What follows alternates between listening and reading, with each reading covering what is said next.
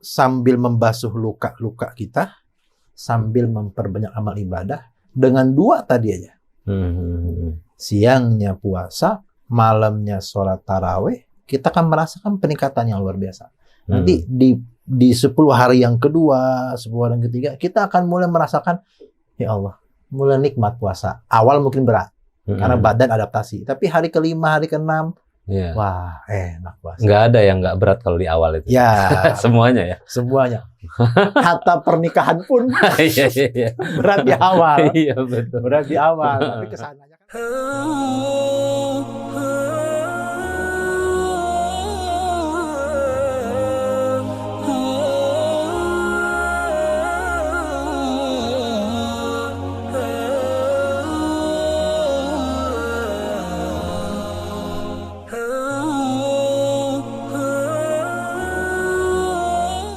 Assalamualaikum warahmatullahi wabarakatuh. Waalaikumsalam warahmatullahi wabarakatuh. Viewer Indofosco Channel dimanapun berada, jumpa lagi kita dalam Ngaco Ngobrol ala Indofosco. Namun demikian, pada edisi kali ini ada yang berbeda karena ini adalah edisi Ramadan. Ramadan tahun ini yang kembali kita jalani.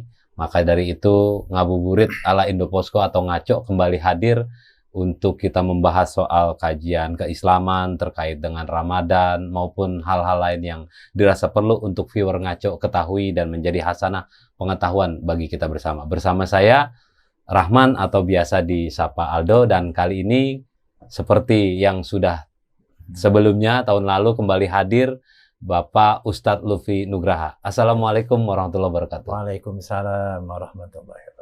Amin. Ustadz, Alhamdulillah. apa kabar Ustadz? Alhamdulillah sehat. Sehat ya. Kita ketemu lagi nih. Alhamdulillah diberikan panjang umur, sehat walafiat, sehingga Ustadz bisa main lagi nih ke studio, ke studionya Ngaco Ngobrol ala Indofosco. Cuma kalau udah ada Ustadz Lutfi, ngaconya nih jadi ngabuburit ala Indofosco. Ustadz Lutfi akan menemani kita semua dalam rangka untuk menjelang waktunya berbuka puasa. Kajian keislaman nanti akan beliau sampaikan. Untuk itu saya berbincang sedikit akan membicarakan soal Ramadan. Ustadz Lutfi, Ramadan kali ini kembali kita jelang 1443 Hijriah ya. Ini juga Ramadan yang ketiga di masa pandemi yang melanda Indonesia. Dan Ramadan kali ini juga agak berbeda dengan yang lainnya setelah kita tahu bahwa pemerintah sudah memberikan kabar gembira, kita bisa melaksanakan kegiatan-kegiatan keagamaan di masjid, musola, dan lain-lain.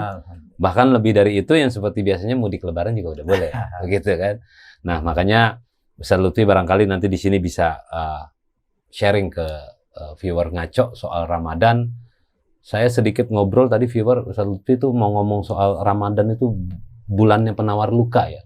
Tapi lukanya ini tanda petik gitu. Ya kan? Ya barangkali itu jadi inti dari itu semuanya. Namun demikian silakan Ustadz Lutfi untuk memulai. Bismillahirrahmanirrahim. Assalamualaikum warahmatullahi wabarakatuh. Bismillah. Walhamdulillah wassalatu wassalamu ala Rasulillah ma ba'd. Pemirsa viewers, para penikmat Ngaco ya, ngabuburit Balai Indofosco, terutama Abang Aldo. Iya. Yang dari tahun ke tahun konsisten, konsekuen untuk mengawal program yang sangat luar biasa bermanfaat ini. Alhamdulillah wa syukurillah kita masuk di Ramadan tahun ini 1443 Hijriah dalam keadaan yang senang, luar biasa, sehat, gembira. Terlebih pandemi sudah mulai terkendali di negeri kita. Mudah-mudahan pasca pandemi terkendali ini kita bisa semakin khusyuk dalam beribadah. Karena khusus untuk Ramadan, tentu kita sudah mengetahui di mana Allah berfirman, ya ayyuhalladzina amanu kutiba alaikumusiyam. Kama kutiba alal ladzina min qablikum la'allakum tattaqun. Allah berfirman, hai orang-orang yang beriman. Ini panggilan khusus kepada kita, hanya untuk orang-orang yang mengaku ada iman di hatinya kepada Allah Subhanahu wa taala. Kutiba alaikumusiyam, sudah dituliskan kewajiban untuk kalian berpuasa. Seolah-olah Allah ingin bicara begini, hai orang beriman, puasa ini kewajiban yang tertulis. Yang beriman ya? Yang beriman. Bukan orang Islam. Bukan orang Islam. Bukan orang-orang yang beriman, kewajiban puasa ini kewajiban yang tertulis, jangan dihapus sampai kapanpun. Karena Al-Quran ini sampai akhir zaman, tertulis sampai mati, tertulis sampai kiamat, jangan dihapus kewajiban berpuasa ini. Maka jangan sampai ada nanti di masa depan ada orang-orang yang menghapuskan syariat berpuasa dari Islam. Nah, Allah sudah ingatkan, kutiba alaikumusiyam, sudah dituliskan jelas terbaca dalam Al-Quran kewajiban berpuasa sebagaimana kewajiban orang-orang yang terdahulu. Nah, ini membuat kita bergembira sebagaimana puasa ini adalah kita sebut dengan penawar luka. Penawar luka. Penawar luka. Tanda petik ini lukanya. Tanda petik luka. Iya, lukanya itu tanda petik. Sebab kalau tidak ditanda petik jadi bisa multitafsir nanti. Jadi kemana-mana. Jadi kemana-mana. Makanya agar tidak terjadi miskonsepsi dan miskomunikasi mengenai luka, harus nonton sampai selesai. Agar dijelaskan luka apa yang dimaksud dari tema bahwa Ramadan ini adalah bulan penawar luka. Gitu kira-kira. Iya. Apa yang mendasari Ustadz bilang kalau Ramadan tuh bulan penawar luka? Sebenarnya gini, para ulama membahas kepada kita, memberikan pemahaman kepada kita bahwa manusia ini sebenarnya lemah. Manusia itu lemah. Maka agama menguatkan manusia. Agama menguatkan manusia. Agama yang menempatkan manusia memiliki muruah dan kehormatan. Kalau nggak ada agama ini mungkin kita udah saling bunuh, Mas Aldo. Iya. Udah saling bunuh. Contoh. Ustadz, makanya ada yang bilang juga dengan agama hidup juga terarah. Gitu. Betul. Ya.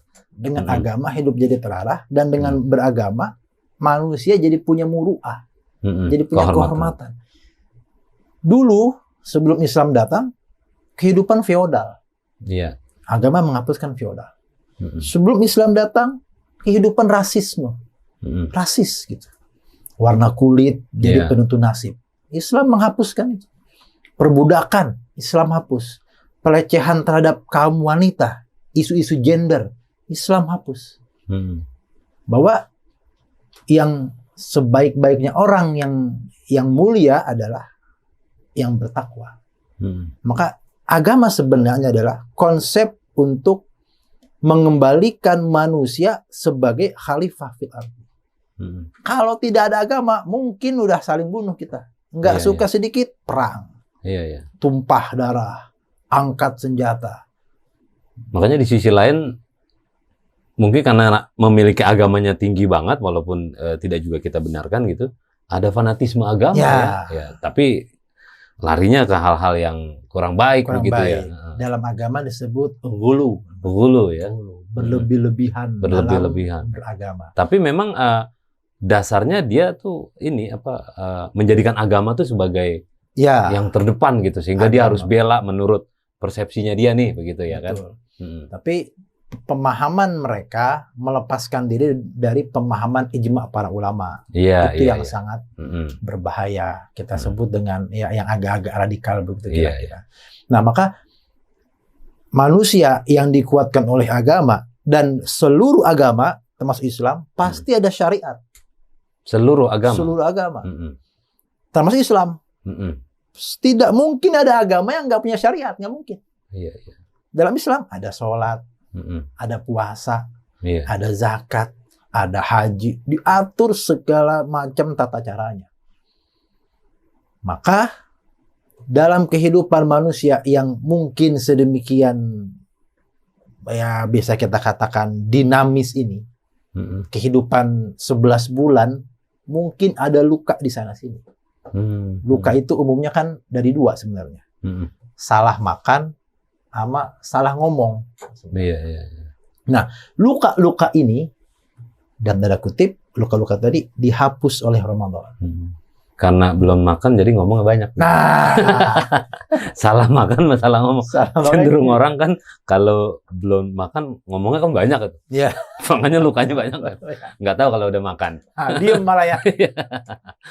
Nah, makanya luka jasmani berupa makanan-makanan yang tidak dikontrol, Iya. lambung juga kerja keras mengolah makanan yang kita makan, minuman juga, maka terjadi luka-luka di jasmani kita ini. Berbagai macam penyakit kan kemudian muncul. Iya. Nah, maka di Ramadan inilah luka jasmani tadi dihapus dengan cara, dalam tanda kutip lagi, dipaksa mengosongkan perut. Sebab kalau nggak dipaksa, nggak mungkin kita ngosongin perut. Uang ada di kantong. Iya. Mana mungkin kita membiarkan perut kita kosong? Uang di kantong ada. Mau beli apa aja ada. Mau beli apa aja. Tanpa era sekarang nih, tanpa ketahuan, barangkali malu bisa itu pesan melalui aplikasi begitu ya. Benar. Jadi agama, sekali lagi yang tadi saya katakan, memaksa manusia demi kebaikan manusia itu sendiri. Jadi ada memaksanya juga ya. Ada memaksanya. Agama itu memaksa ya. Ada memaksanya. Itulah syariat. Itulah syariat. Makanya dalam bahasa kita, ad-dunya sijnul mu'min. Dunia ini penjaranya orang beriman. Ini nggak boleh, ini nggak boleh, ini nggak boleh. Bayangkan sama yang lain. Kalau yang lain, ini dimakan, akad begini boleh misal. Kalau kita kan, di sini nggak boleh, di sini nggak boleh. Nah, pemaksaan berupa pelarangan dari agama tadi, itu untuk apa namanya? Mengangkat muruah kehormatan manusia. Coba bayangkan, kalau nggak ada agama ini, compar campur laki-laki perempuan, nggak tentu arah. Anak keturunan nggak tentu arah. Ini anaknya siapa nggak jelas juga. Kesono kemarin agama mengatur, nih ada jalurnya. Apa yang mesti dimakan, nih ada jalurnya. Rizki ini ada jalurnya. Syariat agama ini ada jalurnya. Agama mengatur sambil menguatkan kita. Nah, ada lagi. Jadi lebih ke jasmani tuh. Ya, ada lagi yang pertama tadi luka jasmani, yang kedua nih luka ruhani. Luka ruhani. Kita nggak bisa pungkiri lah, 11 bulan ini ruhani kita, termasuk jasmani, akal pikiran kita terfokus mungkin pada pekerjaan. Iya. Terfokus pada aktiviti-aktiviti yang lain. Mungkin ada yang di kantor, mungkin ada yang punya usaha, mungkin kerja di kantor sambil usaha. Itu teralihkan selama 11 bulan ini. Nah, kalau itulah kita anggap sebagai luka-luka ruhani yang membuat kita teralihkan dari agama ini, maka di Ramadan, yuk balik lagi dulu sebentar. Ibaratnya pembalap, masuk pit stop dulu. Oh, iya. Ya, kita semua orang sibuk ini. Iya. Waduh, entar kerja, bangun tidur, ngurus anak berangkat, kita berangkat, siang meeting sama klien begini, gini. Apalagi Indoposko begini. Media 24 jam kerja, ini luar biasa. Gelap jadi terang jadi gelap. Iya. Kalau udah masuk pit stop, keluar udah kencang lagi. Nah, disitulah kita masuk pit stop di 1 bulan ini di Ramadan, ganti ban, isi bahan bakar, ganti minyak pelumas, atau komponen-komponen lain ada yang kendor, ada yang copot apa segala macam gitu ya. Baru kemudian masuk trek balapan lagi. Tapi juga jangan kelamaan di pit stop. Iya, betul. Di pit stop masalah juga. Pit stop itu memang pengertiannya viewer itu memang waktu sebentar untuk masuk ke tempat di luar arena track begitu. Betul. Ya. Jadi di luar arena track kita masuk pit stop. Sebenarnya dalam keseharian juga ada pit stop itu. Azan zuhur, masuk pit stop dulu, Bos. Jangan stop dulu, 5 menit aja. Pit stop dulu, nanti lebih segar kan? Kita activity lagi. Asar nanti masuk pit stop dulu. Udah segar, activity lagi. Ya, jadi pit stop ini bukan berarti perhentian yang lama, dia perhentian sebentar. Untuk kita meng-cooling down diri kita untuk activity yang berikutnya yang lebih segar. Nah, dalam konteks keseharian seperti sholat, maka dalam konteks tahunan, Ramadan ini adalah pit stop untuk kita duduk sejenak, membasuh luka.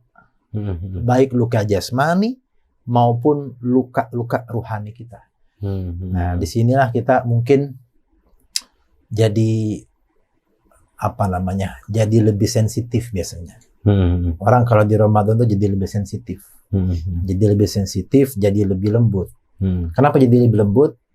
Karena perutnya kosong. Iya. Gitu. Orang yang perutnya kosong, hatinya lembut, coba. Iya, begitu ya. Orang perutnya isi, hatinya lain. Makanya nanti bulan puasa nih viewer semua, kondisi perut lapar, suasana hati berbeda dengan suasana hati ketika perut kenyang. Oh iya. Jam 2 siang, jam 3 sore, jam 4 lagi sedang-sedangnya, perut lapar, tenggorokan mana ada deadline pekerjaan segala macam, kondisi hati tuh cenderung lebih lembut. Azan jadi gimana gitu kedengarannya. Iya. Walaupun bukan azan maghrib ya. Iya. Azan zuhur, azan asar jadi kayak gimana. Tapi gitu. orang bilang sama katanya aja. Ternyata azan zuhur. Azan zuhur. Iya. Aduh, dibuka jendela masih terang kan. Iya. Nah, bayangkan begitu buka puasa, penuh perut, lain. Iya. Lain. Jadi mulai ini lain. Gitu. Makanya inilah bulan di mana dalam tanda kutip bulan tempat kita masuk pit stop untuk membasuh luka-luka, baik luka jasmani maupun luka-luka rohani. Pit stop atau rehatnya jangan terlalu lama, juga jangan terlalu sering juga. Betul juga. Masuk stop itu. Kalau terlalu sering ntar repot juga, atau terlalu lama di pit stop ya kelamaan juga kan, tertinggal dengan yang lain. Tinggal begitu masuk pit stop, activity kita apa sih di situ kan perlu juga. Kalau mobil tuh ganti oli, ganti ban, ganti kampas, isi bahan bakar. Kira-kira kan bertanya juga nih apa pit stop kita, activity kita apa nih?